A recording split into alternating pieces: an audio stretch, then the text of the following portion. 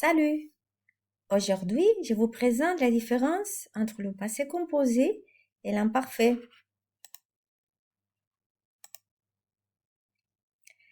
Quand on utilise le passé composé, on l'utilise pour raconter un événement passé, terminé, limité dans le temps. Utilitzem el passé composé per contar un fet que ja ha passat. Des expressions comme hier, hier matin, après-midi, hier soir, la semaine dernière, le mois dernier, l'année dernière, il y a. Quand on utilise l'imparfait, on l'utilise pour raconter des habitudes dans le passé, description et deux actions simultanées.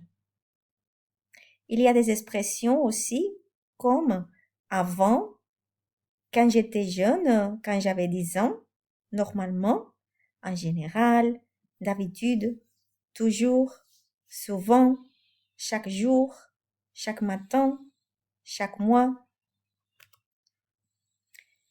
Formation du passé composé avec le verbe avoir. Voilà un exemple.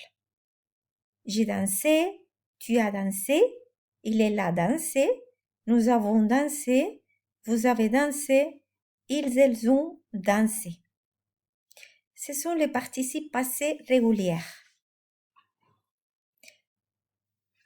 Par exemple, le verbe qui finit avec ER, comme parler, j'ai parlé.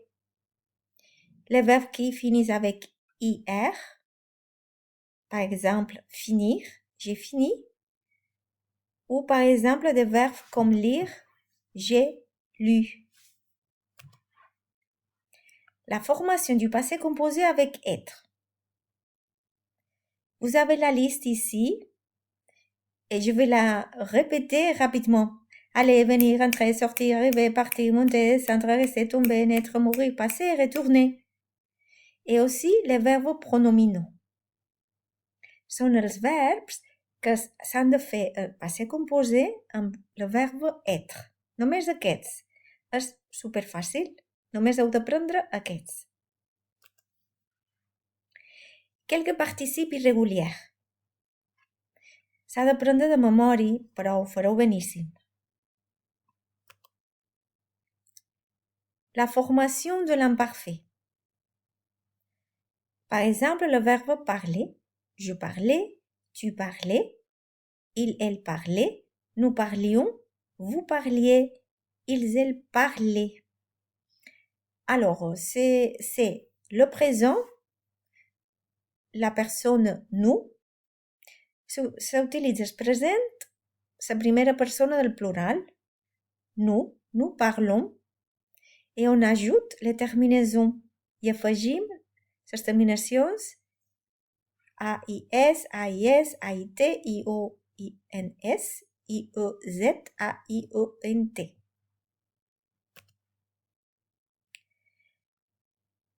Ici, l'imparfait avec le verbe être et le verbe avoir.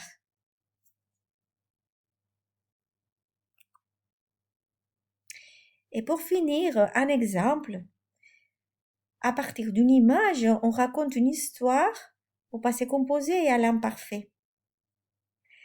Bon, alors voilà. Et à bientôt!